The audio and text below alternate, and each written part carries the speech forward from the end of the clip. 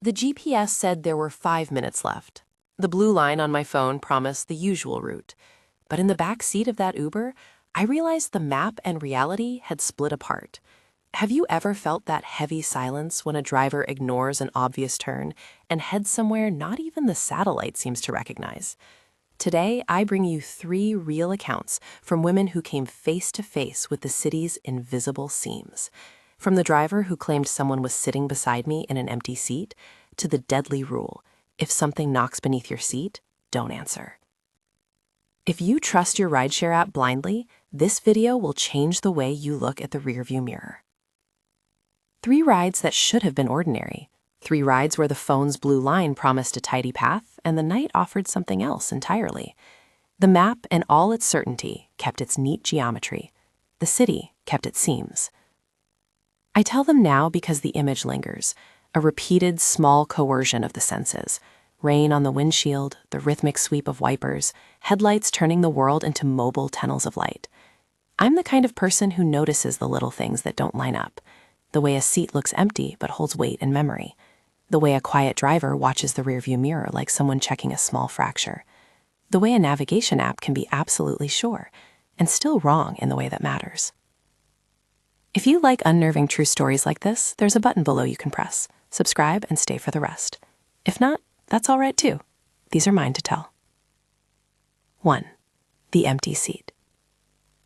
It was raining, the kind of rain that blurs every edge. Thin, relentless, the sort that makes neon signs run like watercolor. I left my friend's apartment later than I meant to. The hallway smelled of leftover takeout and something bleachy from the building cleaner. My phone glowed in my hand, the ride app open, ETA 10 minutes, a clean blue line slicing the map toward my street. The driver was an older man. His profile in the small circle on the screen was gray, a silhouette against a rain-dark background. His arrival notification was punctual. I stepped out, buttoned the collar of my coat, and watched him pull up under the little awning where cabs jockey for space. His car was the kind of gray that took in the light and did little with it, a neutral place for headlights and puddles to bounce off. Inside, the air smelled faintly of leather cleaner and something like cigarettes, but the seatbelt clicked with the ordinary comfort of things that still function. He glanced in the rearview mirror as I slid into the back. Drivers check mirrors for 1,000 small reasons: to angle a glance toward the camera, to meet the hired passenger's eyes, to measure how much the night has worn someone. I thought nothing of it. The app announced our route in soft tones that felt engineered to be inoffensive. I watched the map on my phone as the blue line unspooled. We started the way I expected, under the street lamp that always flickered on when the rain got heavy, past the bakery that kept its lights on for no good reason. Then, about 3 blocks from my building, the driver slowed, signaled left, and turned. Not where the blue line went. My body felt that small, peculiar tilt, an animal reflex, that instantaneous self-correction we practice when a path shifts under us. The back of my head met the headrest. The wipers flung rain like a metronome. The app recalculated in the corner of my screen and kept saying the same time, the same neat point of arrival, as if the world outside my window didn't have any skin to peel back. He said nothing at first. He drove with an economy of motion, as if saving words. After a few blocks, when the glow of a familiar storefront slid past the passenger window, he glanced at me through the rear view and said quietly, "Did you see the guy sitting next to you?" It was such a small question, practically conversational, the way you might ask if someone else wanted the window open. I don't know why it landed like a stone. My mind tried to answer easily. No, there was no one there. But the word left my lips with a reserve. My hands went to the seat beside me, as if searching for a crease in the leather or the outline of someone's coat. The seat looked empty. It was the right color, the right catch of light. And yet, for a single unaccountable second, I felt the impression of weight, a place warmed by presence, a quiet breath held inside the car. I said I didn't see anyone. The driver's fingers tightened on the wheel for a moment, and the rear view clinked faintly with his subtle adjustment. He didn't elaborate. He didn't tell me where the supposed passenger had gone. He drove like someone who had cataloged small anomalies and preferred to move past them without naming them loudly. There was a kindness in that. There was also a kind of tacit code. Observe, note, avoid theatricality. He had been the first to name what the map refused to show. At my building, I checked the back seat twice, once from the sidewalk, scanning under the lights, and again after the door closed, leaning forward enough to see the floor clearly. There was nothing but folded mail and a stray receipt. The app showed the same clean ribbon of blue I'd watched earlier. My trip began and ended on its tidy line. I took the elevator with my legs feeling the small, self-imposed wariness of someone who had learned a new bell to listen for. After that night, checking the back seat became routine for me, a small, almost reverential motion. I told myself it was sensible. The action contained both practicality and superstition, a habit that lived at the seam between them. When friends laughed, I didn't correct them. Habits are private. The driver watched the mirror as he unlocked his doors, and then drove away into the rain, the wipers making a soft, steady sound that matched the slow timing of my breathing. 2. The tapping. A month later, the rain came back as if summoned. My mother was with me that night. We'd come from the subway sheltering under an awning. The world turned into a chorus of echoes. Shoes on wet pavement, distant horns, the thrum of the train tunnels underneath. My mother's coat smelled like the scarf she keeps in her bag, lavender and old city air. She fumbled at her phone, checking it as if to make the wait feel purposeful. The driver who pulled up was younger than the first, and the inside of his car had that persistent faint warmth of someone who'd been on the road all day. The hands-free device hummed with a low municipal radio station. I sat by the window, my mother beside me. The ride would be quick, the app said. Again, the blue line promised punctuality. We'd driven only 3 minutes when I heard it. 3 soft, deliberate taps under the passenger seat. Not a noise from the road or the light crush of rain, but a contained, precise rhythm. Tap, tap, tap, like someone testing the edge of a thing. It was the kind of sound that makes your attention snap into small focus because it has no right to be where it is. The driver kept steering with that odd steadiness of someone who has to mind both road and rhythm. He didn't glance in the mirror immediately. Then, in that measured voice that felt practiced by repetition, he said, "If it taps, don't answer." My mother's hand went to her coat hem as if to tuck it tighter. I felt a pull at the fabric of her sleeve, a suggestion of movement beneath the hemline. No teeth, no claws, just the impression of a small insistence pulling the edge of fabric. The driver's instruction was not a moral warning or a piece of folklore. It was a terse rule, pragmatic and spare. If it taps, don't answer. He repeated it as if that short sentence were all the instruction necessary, as if the world sometimes offered little footnotes of hazard, and the right response was to simply refuse engagement. I didn't ask why, I didn't ask how. The tapping continued in arrhythmic bursts, the sound close enough to suggest proximity, too deliberate for wind or debris. I leaned forward and looked under the seat with the flashlight on my phone. The beam caught the scuffed carpeting and a lost transit card, the stubby outline of the seat support. It caught nothing that told me what had made the noise. My mother's face was a study in contained nervousness, small, attentive movements, a brow that furrowed and then smoothed. She clutched her bag with fingers that left small impressions on the leather. When we exited the car, 2 blocks from our destination, the driver didn't offer to help with the door. He looked past us through the mirror, then said quietly, "Walk, don't reach. If it touches the floor, don't touch it. Walk away." He made the rules of the ride seem no different from any other safety guideline, but the cadence of his speech made the instructions sound like a map of tiny survival, steps to be followed until the immediate moment passed. We did as he said, walked away, knees tight with the urge to look back, the rain making little stabbings of light where street lamps met puddles. Afterward, my mother kept tugging at the hems of her coats for days, fingers lifting edges, peering into folds as if checking for breath. I found myself looking under chairs, around the base of sofas, in the corners of rooms, less for anything malicious than for the friction of knowing that something had once found purchase where it shouldn't have. The tapping had the effect of a small alarm, a sound that rewires expectation. The driver drove off without fanfare. The radio continued to murmur its small, neutral songs. The app's log treated the whole ride as it expected, a neat line, a punctual arrival.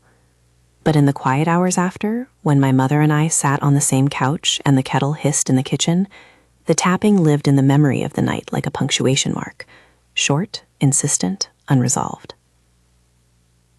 3. The road the map didn't know.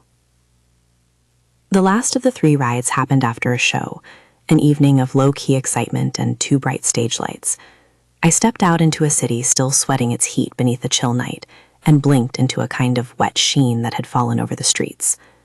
The app said the route home would be familiar. The blue line traced the known arteries like veins. The driver was quiet in the way the other two had been. Words measured, movements minimal, the rearview mirror doing most of the conversational work. He had that same look of someone who had cataloged the city's private faults and preferred to let them sit unremarked. We drove past familiar corners. A bakery with a chalk sign, a late-night pharmacy bright as a beacon, a bus shelter that had people always waiting more out of habit than schedule. Then, where the app's grid suggested pavement, the driver turned into a seam. The seam was a narrow lane that the map had neatly terminated, a place where the blue line fizzled out at the edge like ink meeting the margin of a page. From the phone's angle, it looked like nothing, an innocuous space between two buildings. In reality, it stretched into a narrow ribbon, a corridor of muted light and puddles that reflected lampposts like columns in a cathedral of asphalt. The signs were blank, paint had faded from the curbstones, and a single lamp hummed with a sad, uneven light. The land smelled like old newspapers and heated metal. There was a hush there, the sort that arrives when a city forgets to rehearse sound. For a moment, I watched the blue line on my screen and felt the cognitive dissonance like a small electric sting. The app recalculated, then rendered nothing where the car now was, a blank, unclaimed space. The driver murmured with something like a rueful acceptance. Not unless you want to get lost. Sometimes the map is honest and sometimes it's not. His voice was raw with tiredness, as if he had said that same sentence many times, and each time the words carried less surprise. He kept both hands steady on the wheel, fingers knuckled at a small professional angle, and the rear view caught the reflection of my face, pale and animated with curiosity. He didn't offer more than that. He didn't need to. His quiet statement was enough to fold the lane into some category I recognized, part shortcut, part seam, part place the city routed around on purpose. We moved through that narrow seam like a vessel through fog. The puddles threw back small, distorted reflections, street signs unreadable, windows like black eyes, a discarded umbrella lying like a subdued animal along the curb. The lane made sound differently. Our tires had a softer, muffled contact, and for the stretch of it, the map made no claim. At one point, the app flickered and the ETA adjusted by a handful of seconds, as if embarrassed to be so inaccurate. When we reached the street on the other side, the broader road with neon and the soft exhaustion of a familiar route, the app's history was tidy, showing the same clean arc it would have displayed had we followed that arc from the start. I sat with that contradiction. In the phone's record, our ride was a sensible blue ribbon. In my memory, there was a seam that had eaten the map for a few blocks, leaving only the afterimage of blank signs and lamplight. For days I replayed it, the driver's face, the hush of the lane, the way the puddles made everything gapped and strange. It felt like being given two versions of the same story, the official one and the one you held in your chest. After the ride, I found myself mistrusting the blue line more warmly than I mistrusted my own city. I started to watch drivers as if they kept private maps calibrated by lived experience, small, local knowledge that never made it into satellite images. They weren't challengers to technology. They were custodians of a parallel cartography. They knew which roads had seams, which left turns were suggestions, which alleys dissolved into memory. The map offered a version. The street offered another. Both could be valid, and neither had to negate the other. Coda. Stitches in the map. There's a pattern I kept seeing across those 3 nights. It's not dramatic enough to be a plot. It's a small, recurring logic. The drivers saw first. In each case, the person behind the wheel noticed an irregularity before I could make sense of it. They didn't shout warnings or promise answers. They offered small rules and observations. They spoke in the language of people who move through the city at night and collect the little things it lets fold under its hem. Theirs was a quiet kind of watchfulness. Check the back seat. Don't answer the tapping. The map lies sometimes. The technology, our shiny, obedient GPS, kept its records immaculate, the blue line neatly rendering order onto chaos. The app is a trustworthy tool for planning uncertainty, but it is not the whole story. The city is made of many layers, the official routes, and then the little unrecorded folds in the fabric, where lights are dimmer and signs inexplicably blank. These are places the map will either ignore or fail to translate. They are not always dangerous in a cinematic sense. They are simply seams, places where one truth meets another and does not quite join. Each ride left me with a habit I didn't have before. I check the back seat. I scan under the dashboard with a furtive glance. I walk sometimes for 1 block longer than necessary. My mother tugs at the hems of her coats and laughs about it like a private joke. She's more likely to call me if she's in a car that feels off. A low-voiced check-in is ritual. These are small, practical changes, and they carry a kind of dignity in their simplicity. They're not about fear as spectacle, but about noticing, about becoming someone who has learned to look for the seams so that they do not take you unaware.